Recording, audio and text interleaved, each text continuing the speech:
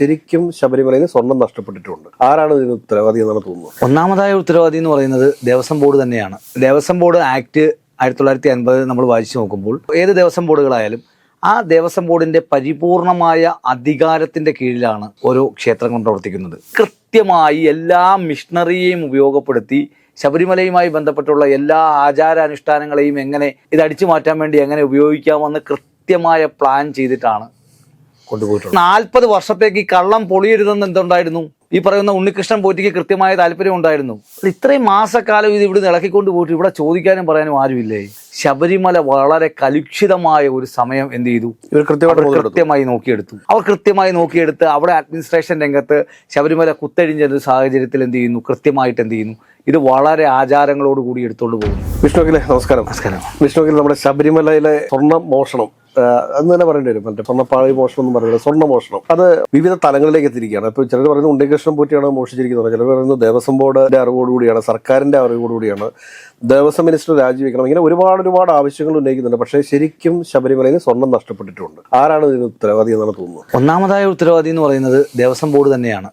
കാരണം Devaswom board act 1950 നമ്മൾ വായിച്ചു നോക്കുമ്പോൾ ഏത് ദേവസ്വം ബോർഡുകളായാലും ആ ദേവസ്വം ബോർഡിന്റെ പരിപൂർണമായ അധികാരത്തിന്റെ കീഴിലാണ് ഓരോ ക്ഷേത്രങ്ങളും പ്രവർത്തിക്കുന്നത്. ശബരിമലയിലാകുമ്പോൾ എന്തുണ്ട്? ഹൈക്കോടതിയുടെയും കൂടെ മേൽനോട്ടത്തിലാണ് ശബരിമലയിലൊക്കെ മോണിറ്ററിങ് പോകുന്നത്. അപ്പോൾ ആ ശബരിമല പോലെയുള്ളൊരു ഇത്രയും വലിയ ആളുകൾ എപ്പോഴുമുള്ള അല്ലെങ്കിൽ എന്താണ് ഇത്രയും സുരക്ഷാ സംവിധാനങ്ങളുള്ള എല്ലാവരും മാതൃകാസ്ഥാനമായി കാണുന്ന ശബരിമലയിൽ നിന്നും അതും ശ്രീകോവിൽ എടുത്തുകൊണ്ട് പോകുക എന്ന് പറയുന്നത് അവരെ എന്തായാലും എന്ത് ചെയ്തേ കഴിയത്തുള്ളൂ. കേരളം അവരെ കാത്തിരിക്കുകയാണ് കാണാൻ വേണ്ടി. അയ്യപ്പനെ എടുത്തോണ്ട് പോയാലും തുല്യമാണത്. അല്ല, അയ്യപ്പനെ എടുത്തുകൊണ്ട് പോയാലും ഈ പറഞ്ഞ പോലെ എന്താണ് ഒരു അതിലും വലിയ ഇതാണല്ലോ ശ്രീകോവില്. എന്തായാലും ശബരിമലയിൽ ഇവരാരും അറിയാതെ ശ്രീകോവിൽ പൊളിക്കാൻ കഴിയുമോ? ശബരിമലയിൽ തന്ത്രി അറിയാതെ ശ്രീകോവിൽ പൊളിക്കാൻ കഴിയുമോ? ശബരിമലയിൽ ദേവസ്വം ബോർഡ് അറിയാതെ അല്ലെങ്കിൽ ദേവസ്വം കമ്മീഷണർ അറിയാതെ ഈ ഉദ്യോഗസ്ഥരറിയാതെ ദേവസ്വം ബോർഡ് മെമ്പർമാരറിയാതെ ഭരിക്കുന്ന ഭരണകൂടം അറിയാതെ ശ്രീകോവിൽ പൊളിച്ച് അവിടുന്ന് ഈ കാര്യങ്ങളെല്ലാം എടുത്തുകൊണ്ട് പോകാൻ കഴിയുമോ? അപ്പോൾ ഇന്നലെ വരെ എന്തായിരുന്നു? ഈ പറഞ്ഞ ദ്വാരപാലകന്മാരുടെ വിഗ്രഹത്തിൻ്റെയും അല്ലെങ്കിൽ പുറമേ ഉണ്ടായിരുന്ന മാത്രമായിരുന്നു. ഇന്നലെയോടുകൂടി പറഞ്ഞു കട്ടളപ്പടിയും എന്ത് ചെയ്തിട്ടുണ്ട്? എടുത്തുകൊണ്ട് പോയിട്ടുണ്ടെന്ന്. ഇത് ആരും അറിയാതെ കൊണ്ടുപോയെന്ന് പറഞ്ഞാൽ അരിയാഹാരം കഴിക്കുന്ന ആർക്കെങ്കിലും വിശ്വസിക്കാൻ? ഞാൻ ചോദിക്കട്ടെ, ഇത് ഹൈക്കോടതിക്ക് കൃത്യമായ ഒരു മോണിറ്ററിംഗ് ഇതിന് മേലുണ്ട്. അപ്പോൾ ഹൈക്കോടതി ഉറപ്പായിട്ടും അവിടെ ഒരു അഡ്മിനിസ്ട്രേറ്ററെ നിയമിച്ചിട്ടുണ്ടാവും. അദ്ദേഹം എപ്പോഴും അവിടെ ഉണ്ടാവേണ്ടതാണ്. അതില്ലാത്തത് ഹൈക്കോടതിയുടെ ഭാഗത്തുനിന്നൊരു വീഴ്ചയായിട്ട് കൂടി കണ്ടുകൂടെ? അല്ല, കോടതിയുടെ ഭാഗത്ത് അതിനെക്കുറിച്ച് അന്വേഷണം വരുമ്പോൾ മാത്രമേ അദ്ദേഹത്തിന് അവിടെ വീഴ്ച പറ്റിയിട്ടുണ്ടോ അല്ലെങ്കിൽ കൃത്യമായിട്ട് അത് കോടതിയെ അറിയിക്കാൻ പറ്റിയിട്ടുണ്ടോ? കാരണം ഇത്രയും ദിവസം നീണ്ടു നിന്ന ഒരു പ്രോസസ്സിംഗ് ആണ്. ഇപ്പോൾ ഏതെങ്കിലും ഒരു കള്ളൻ വന്ന രാത്രിയിൽ എന്താണ് എല്ലാവരും ഉറങ്ങിയ സമയത്ത് വന്നിട്ട് എടുത്തുകൊണ്ട് പോയതല്ല. ഇത് വളരെ ആചാരം നടത്തി എന്ത് ചെയ്യുന്നു? കൃത്യമായ എല്ലാ ആചാരാനുഷ്ഠാനങ്ങളോടുകൂടി ഊരുന്നു. അതിനുശേഷം 30 ദിവസക്കാലം എന്ത് ചെയ്യുന്നു? കേരളത്തിലെ പല ക്ഷേത്രങ്ങൾ, തമിഴ്നാട്ടിലെ പല ക്ഷേത്രങ്ങൾ, പല VIP-മാരുടെ വീടുകൾ, ചില സെലിബ്രിറ്റികളുടെ വീടുകളിലൊക്കെ കൊണ്ടുപോയി ഇത് പൂജാബിംബങ്ങളാക്കി വെച്ച ശേഷം ബാംഗ്ലൂരേക്ക് കൊണ്ടുപോയാണ് ഒരു പബ്ലിക് ലൂട്ടിംഗ് ആണ് എന്ത് ചെയ്തേക്കുന്നത്? നടന്നിരിക്കുന്നത്. അത് കൃത്യമായ ആസൂത്രണത്തോടു കൂടിയാണ്. അതിന് അവരെന്ത് ചെയ്തു? എല്ലാ തരത്തിലുള്ള ഭക്തിയുടെ അതോടൊപ്പം തന്നെ ആചാരങ്ങളുടെയും അനുഷ്ഠാനങ്ങളുടെയും ഒക്കെ നിറം നൽകിയിട്ടാണ് ഈ തട്ടിപ്പ്. നമ്മൾ പല തട്ടിപ്പുകളും കള്ളങ്ങളും ഒക്കെ കണ്ടിട്ടുണ്ട്. അപ്പോൾ അതൊക്കെ എന്താണ്? ഒരാൾ മോഷ്ടിക്കുന്നു അല്ലെങ്കിൽ പിടിച്ചു കുറയ്ക്കുന്നു അല്ലെങ്കിൽ എവിടെയെങ്കിലും ഇരിക്കുന്ന സാധനം എടുത്തുകൊണ്ട് പോകുന്നു. ഇതവിടെ ഇതൊന്നുമല്ല സംഭവിച്ചിട്ടുള്ളത്.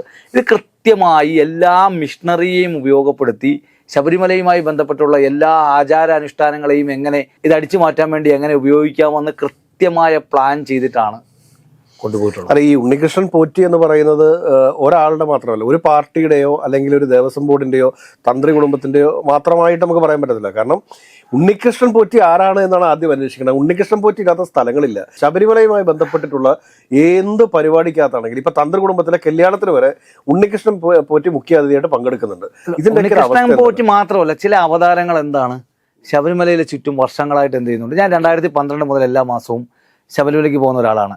അപ്പോൾ നമുക്ക് അവിടെ കാണുമ്പോൾ അറിയാമല്ലോ, കുറേ ആളുകൾ എന്ത് ചെയ്യുന്നു അവിടെ കൃത്യമായിട്ട് അവിടെ ഭരണകൂടം ആര് ഭരിച്ചാലും UDF ആയാലും LDF ആയാലും അല്ലെങ്കിൽ ഏത് ദേവസ്വം ബോർഡ് പ്രസിഡന്റ് ആയാലും അവിടെ കാര്യങ്ങളൊക്കെ നടക്കണമെങ്കിൽ എന്താണ്? അവിടെ ചില ആളുകൾ തീരുമാനിക്കണം. ആ ചില ആളുകളെയാണ് പുറത്തു കൊണ്ടുവരേണ്ടത്. ചില ആളുകളെ പലപ്പോഴും പുറത്ത് വന്നിട്ടുണ്ടല്ലോ. പക്ഷേ പുറത്ത് കൊണ്ടുവരുന്ന ആളുകളൊക്കെ വീണ്ടും എന്ത് ചെയ്യുന്നു?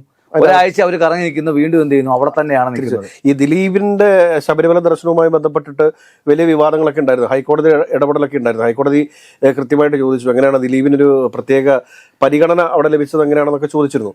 അങ്ങനെയൊക്കെയുള്ളൊരു ആർജവം കാണിച്ചിട്ടുള്ള അത്രയേറെ ജാഗ്രത പുലർത്തിയ ഈ ഹൈക്കോടതിക്ക് ഈ വിഷയത്തിൽ എന്ത് പറ്റി നല്ല ചോദ്യം. അല്ല, ഈ വിഷയത്തിൽ ഇപ്പോഴാണല്ലോ പ്രശ്നങ്ങൾ ഉയർന്നു വന്നിട്ടുണ്ടായിരുന്നത്. ഇവിടെ കൃത്യമായിട്ട് മഹസറിൽ ചെമ്പാണെന്ന് രേഖപ്പെടുത്തിയിരിക്കുന്നു. ആ ചെമ്പായിട്ടുള്ള കാര്യങ്ങൾ എന്ത് ചെയ്യുന്നു, കൃത്യമായിട്ട് 40 വർഷ വാറണ്ടിക്ക് എന്ത് ചെയ്യുന്നു. കാര്യം 40 വർഷത്തേക്ക് ഈ കള്ളം പൊളിയരുതെന്ന് എന്തുണ്ടായിരുന്നു, ഈ പറയുന്ന ഉണ്ണികൃഷ്ണൻ പോറ്റിക്ക് കൃത്യമായ താല്പര്യം ഉണ്ടായിരുന്നു. അപ്പോൾ 40 വർഷക്കാലം എന്ന് പറയുമ്പോൾ വലിയ കാലയളവാണ്. കാര്യം ഈ 40 വർഷക്കാലം ഇനി ഈ കട്ടളയായാലും അല്ലെങ്കിൽ ഈ പറയുന്ന സാധനങ്ങളായാലും പുറത്തേക്ക് കൊണ്ടുപോകണമെങ്കിൽ എന്താണ്, ഇദ്ദേഹത്തിന്റെ സഹായത്തോടു കൂടി മാത്രമേ എന്ത് ചെയ്യാൻ കഴിയത്തുള്ളൂ, കൊണ്ടുപോകാൻ കഴിയത്തുള്ളൂ. അപ്പോൾ 40 വർഷത്തേക്ക് ഇനി എന്തില്ല, ഇതിന്റെ ഒരു കൃത്യമായിട്ടുള്ള കാര്യങ്ങളോ കണക്കെടുപ്പോ അല്ലെങ്കിൽ കൃത്യമായിട്ടുള്ള പരിശോധനയോ ഉണ്ടാവില്ല എന്ന് അദ്ദേഹത്തിന്റെ അമിത ആത്മവിശ്വാസമാണ് ഈ ഒരു കാര്യങ്ങളിലേക്ക് എത്തിച്ചത്. അല്ല, ഈ ഉണ്ണികൃഷ്ണൻ പോറ്റി ഈ പറയുന്ന സ്വർണ്ണ ബലകങ്ങൾ പല സ്ഥലത്തും കൊണ്ടുപോയിട്ട് കാഴ്ച വസ്തുവായിട്ട് വെച്ചിട്ടുണ്ട്. ഇതില് ശബരിമല അതിന്റെ പൈസ വേറെ ഇപ്പൊ ജയറാമിന്റെ വീട്ടിലൊക്കെ കൊണ്ടുപോയിരിക്കുന്നു, ആന്ധ്രാപ്രദേശിലുള്ള പല മുതലാളിമാരുടെ വീടുകളിൽ കൂടെ കൊണ്ടുപോയിരിക്കുന്നു. ഇതിനൊക്കെ മോഹവിലയാണ്. കാരണം ഉണ്ണികൃഷ്ണൻ പോറ്റി തീരുമാനിക്കുന്നതാണ് വില. ശബരിമല തങ്ങളുടെ വീട്ടിലേക്ക് വരുന്ന ഒരു പ്രതീതി ഉണ്ടാക്കി കൊടുത്തുകൊണ്ടാണ് ഇതൊക്കെ ചെയ്തിട്ടുള്ളതെന്ന് വിചാരിക്കുന്നത്. ഇത്രയും മാസക്കാലം ഇത് ഇവിടെ ഇളക്കിക്കൊണ്ട് പോയിട്ട് ഇവിടെ ചോദിക്കാനും പറയാനും ആരുമില്ലേ? അവിടെ പോലീസ് സ്റ്റേഷൻ വരെ ഉണ്ട്. നമുക്കറിയാം സന്നിധാനത്ത് പോലീസ് സ്റ്റേഷൻ വരെ എന്തുണ്ട്, പ്രവർത്തിക്കുന്നുണ്ട്. അവിടെ എപ്പോഴും ആംഡ് ഫോഴ്സിന്റെ കാവലുണ്ട്, ദേവസ്വം വാർഡന്മാരുടെ കാവലുണ്ട്, ദേവസ്വം ഓഫീസർമാരുണ്ട്, എല്ലാ വകുപ്പിന്റെ ഉദ്യോഗസ്ഥര് ഈ പറയുന്ന സീസണിലായാലും ഔട്ട് സീസണിലായാലും എന്ത് ചെയ്യുന്നുണ്ട്, ശബരിമലയിൽ ക്യാമ്പ് ചെയ്യുന്നുണ്ട്. മേൽശാന്തി ഉൾപ്പെടെ ആളുകൾ ഒരു വർഷത്തേക്കാണ് ശബരിമലയിലേക്ക് എത്തുന്നത്. അപ്പോൾ എപ്പോഴും ഈ പറയുന്ന പ്രധാനപ്പെട്ട ആളുകൾ എന്ത് ചെയ്യുന്നുണ്ട്, ശബരിമലയിൽ ക്യാമ്പ് ചെയ്യുന്നു. അപ്പോൾ ഇവിടെ തിരഞ്ഞെടുക്കപ്പെട്ട സമയം കൂടി നമ്മൾ പരിശോധിക്കണം.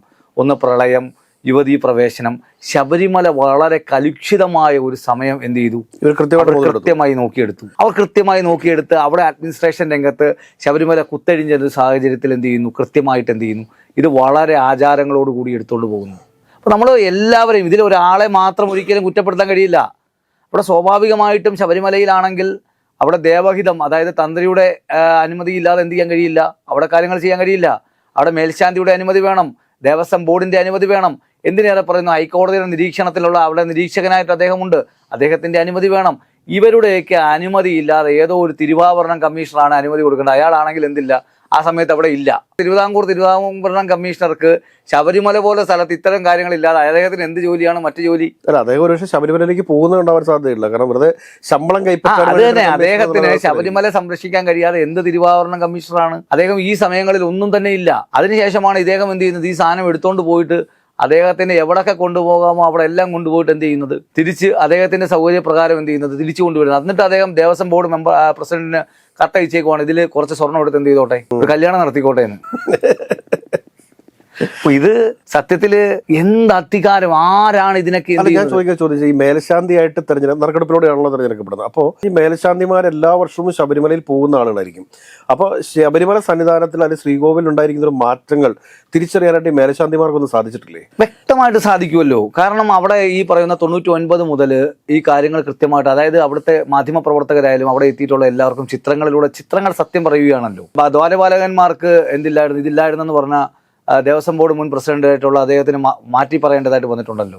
ഒരു ശക്തമായ ഒരു അന്വേഷണത്തിലൂടെ രാഷ്ട്രീയ ഇടപെടാത്ത, രാഷ്ട്രീയ പിന്തുണയില്ലാത്ത, ഒരു കലർപ്പില്ലാത്ത ഒരു അന്വേഷണം നടത്തിയാൽ ഈ സത്യം എന്ത് ചെയ്യും, പുറത്തു വരും. അതുണ്ടാകുമെന്നാണ് നമ്മൾ കരുതുന്നത്. പക്ഷേ അതിനെ എല്ലാവർക്കും വിശ്വസിക്കാൻ കഴിയില്ല. കാരണം എന്താണ്, ഈ ഒരു കാലഘട്ടത്തിലെല്ലാം തന്നെ ഇപ്പോൾ LDFന്റെ ഫലത്താണ് ഈ കാലഘട്ടം എല്ലാം നടന്നിട്ടുള്ളത്. അപ്പോൾ സ്വാഭാവികമായിട്ടും കേരളത്തിലെ ഭക്തജനങ്ങൾ സംശയിക്കുന്നു. അപ്പോൾ ഇതിലെന്താണ്, ഈ ഭരണകൂടത്തിന് പിന്തുണയുണ്ടോ? കാര്യം ഓരോ വർഷക്കാലവും ഈ ദേവസ്വം ബോർഡ് മെമ്പർമാരാകുന്നത് ഓരോ പാർട്ടി നോമിനികളെയാണ് എന്ത് ചെയ്യുന്നത്, ദേവസ്വം ബോർഡ് പ്രസിഡന്റിന് മെമ്പർമാരുമാക്കുന്നത്. കൃത്യമായിട്ട് രാഷ്ട്രീയ അസസ്ഡ് ആയിട്ടുള്ള, രാഷ്ട്രീയ പ്രേരിതമായിട്ടുള്ള ബോർഡുകളാണ് എന്ത് ചെയ്യുന്നത്, ഭരിക്കുന്നത്. സ്വാഭാവികമായിട്ടും എങ്ങനെയാണ് രാഷ്ട്രീയ പാർട്ടിക്ക് അതിനകത്ത് ഉത്തരവാദിത്തമില്ല എന്ന് പറയുന്നത്? ഇവിടെ ഓരോ ദേവസ്വം ബോർഡ് പ്രസിഡന്റും, ഇപ്പോൾ പ്രശാന്ത് ആയാലും അതിന് മുമ്പ് ഇടുന്ന അദ്ദേഹത്തിനെ ആയാലും അതിന് മുമ്പുള്ള ആളുകളെല്ലാം എന്ത് ചെയ്തിട്ടുള്ളത്, ഡ്രൈവ് ജൻ ഗവൺമെന്റാണ് വിട്ടിട്ടുള്ളത്. അതിന് മുമ്പുള്ള ആളുകളെ UDFന്റെ കാലത്ത് UDFന്റെ സർക്കാരുകളാണ് എന്ത് ചെയ്തിട്ടുള്ളത്, ദേവസ്വം ബോർഡ്. എനിക്ക് ചെറിയൊരു സംശയമുള്ള, ഈ ദേവസ്വം ബോർഡിന്റെ അംഗങ്ങൾ അമിതമായിട്ട് ഏതെങ്കിലും ഒരു വിഷയത്തിൽ ഇടപെടുന്ന ഒരു സാഹചര്യം ഉണ്ടായിക്കഴിഞ്ഞാൽ അവിടെയുള്ള തന്ത്രിമാരുൾപ്പെടെ, ശാന്തിക്കാരുൾപ്പെടെയുള്ള ആളുകൾ, അല്ലെങ്കിൽ ഈ ഹൈക്കോടതിയുടെ നിരീക്ഷകർ ഉൾപ്പെടെയുള്ള ആളുകൾ എതിർക്കുന്നതായിട്ടൊരു, തീർച്ചയായിട്ടും എതിർക്കുന്നുണ്ട്. അതായത് ഈ പറയുന്ന ഭക്തജനങ്ങളുടെ, അതായത് ക്ഷേത്രത്തിന്റെ അകത്തെ കാര്യങ്ങൾ, അതായത് ക്ഷേത്രത്തിന്റെ മതിൽക്കെട്ടിലുള്ള കാര്യങ്ങൾ തീരുമാനിക്കുന്നത് ആരാണ്? പുരോഹിതന്മാരും തന്ത്രിമാരുടെയും ശരിക്കും ദേവഹിതത്തിനും അനുസരിച്ചാണ് കാര്യങ്ങൾ പോകുന്നത്. അപ്പോൾ സ്വാഭാവികമായിട്ടും ഈ കാര്യങ്ങളിൽ ഇവർക്കാർക്കും ഉത്തരവാദിത്തമില്ല എന്ന് പറഞ്ഞാൽ നമുക്ക് വിശ്വസിക്കാൻ കഴിയില്ല. കാരണം ഇവർക്കൊക്കെ കൃത്യമായിട്ടുള്ള ഉത്തരവാദിത്തം ഉണ്ടല്ലോ. അതായത് പിതൃസ്ഥാനത്താണ് തന്ത്രി എന്ത് ചെയ്യുന്നത്, കാണുന്നത്. സ്വാഭാവികമായിട്ടും അദ്ദേഹത്തിന് അവിടെ നടത്തിയിട്ടുള്ള ഏതെങ്കിലും തരത്തിലുള്ള അദ്ദേഹത്തിന് ശ്രദ്ധയിൽപ്പെടുത്തില്ല എന്ന് പറഞ്ഞാൽ അതൊന്നും വിശ്വസിക്കാൻ എന്തില്ല, കഴിയാത്ത അവസ്ഥയാണ്. അപ്പൊ തന്ത്രിയും ദൈനംദിനം കണ്ടോണ്ടിരിക്കുന്നല്ലേ, ശ്രീകോവിൽ കണ്ടോണ്ടിരിക്കുന്നല്ലേ? തീർച്ചയായിട്ടും എല്ലാവരും കണ്ടുകൊണ്ടിരിക്കുന്നതാണ്. അവിടെ വരുന്ന എല്ലാവരുടെയും മുമ്പിലൂടെയാണ് എന്ത് ചെയ്തിട്ടുള്ളത്.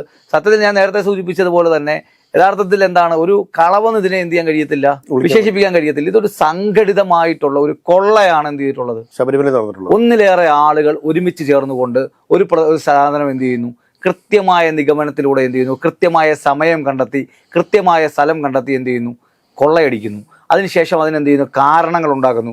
ആ കൊള്ള പിടിക്കാതിരിക്കാൻ വേണ്ടി 40 വർഷം എന്ത് ചെയ്യുന്നു, ഏത് ജ്വല്ലറിയാണ് 40 വർഷം ഇന്ത്യയിൽ ഗ്യാരണ്ടി കൊടുക്കുന്നത്? നമ്മൾ 1 വർഷം വാറണ്ടിയുടെ ആവശ്യമേ ഇല്ലല്ലോ. അല്ല, 1 വർഷം ഗ്യാരണ്ടിയും വാറണ്ടിയൊക്കെ കേട്ടിട്ടുണ്ട്. പോട്ടെ, 5 വർഷം കൊണ്ട് ഈ 40 വർഷത്തെ കണക്ക് എന്താണ്? കാരണം 40 വർഷം എന്ത് ചെയ്യരുത്, ഇനി ഇത് ആരും എന്ത് ചെയ്യരുത്, തൊടാൻ പാടില്ല. അതിന്റെ മൊണോപ്പൊളി എന്താണ്, ഈ ഉണ്ണികൃഷ്ണൻ പോറ്റിക്കാണ്. അദ്ദേഹത്തിന് മാത്രം ഇത് കൊണ്ടുവരാനുള്ള കൂടെ എന്താകുന്നു, സ്വർണം ചെമ്പ് തെളിയുമ്പോൾ എന്ത് ചെയ്യാൻ കഴിയുന്നു, എടുത്തുകൊണ്ട് പോകുന്നു. അതിന്റെ പേര് വേറെ പണപ്പെരുമ നടത്തുന്നു, തിരികെ എന്ത് ചെയ്യുന്നു, കൊണ്ടുപോയി. അല്ലെങ്കിൽ തന്നെ ഇദ്ദേഹത്തിന് ആരാണ് ഇതൊക്കെ ചുമതലപ്പെടുത്തിയിട്ടുള്ളത്? അതായത് മാനദണ്ഡം എന്താണെന്ന് ഇവിടെ പരിശോധിക്കപ്പെടേണ്ടതുണ്ട്. അല്ലെ എന്ത് മാനദണ്ഡം, അല്ല ആരുടെ അനുമതി? അല്ലെങ്കിൽ കേരളം പോലെ ലക്ഷക്കണക്കിന് ഭക്തജനങ്ങളെ വിശ്വസിക്കുന്ന ഇദ്ദേഹം ഈ സാധനം തിരികെ കൊണ്ടുവന്നില്ലെങ്കിൽ എന്ത് ചെയ്തേനെ? അപ്പൊ ഇതൊരു വലിയ ഒരു സംഘടിതമായ കൊള്ളയാണ്. ഓരോ ദിവസം കഴിയുമ്പോഴും ഓരോരോ വിവരങ്ങൾ എന്ത് ചെയ്യുന്നു, പുറത്തു വന്നുകൊണ്ടിരിക്കുകയാണ്. ഒരു കാര്യം വളരെ വ്യക്തമാണ്, ഇക്കാര്യത്തിൽ എന്താണ്, കൃത്യമായ ഒരു അന്വേഷണമോ അല്ലെങ്കിൽ കൃത്യമായിട്ടുള്ള രാഷ്ട്രീയ ഇടപെടലോ ഉണ്ടായിക്കഴിഞ്ഞാൽ അതിന്റെ വലിയ പ്രത്യാഘാതം ഇടതുപക്ഷം നേരിടേണ്ടതായി വരും. അതുകൊണ്ട് തന്നെയും ഇടതുപക്ഷം ഈ അന്വേഷണത്തിനോടൊപ്പം തന്നെ നിന്ന് സത്യസന്ധമായി കൊണ്ടുവന്നാൽ അവർക്ക് കാര്യങ്ങൾ എന്ത് ചെയ്യാൻ കഴിയും, ജനങ്ങളെ ബോധ്യപ്പെടുത്താൻ കഴിയും. ഇപ്പോൾ അവർ സംശയ നിഴലിൽ തന്നെയാണ് ഈ കാര്യങ്ങൾ മുന്നോട്ട് പോകുന്നത്.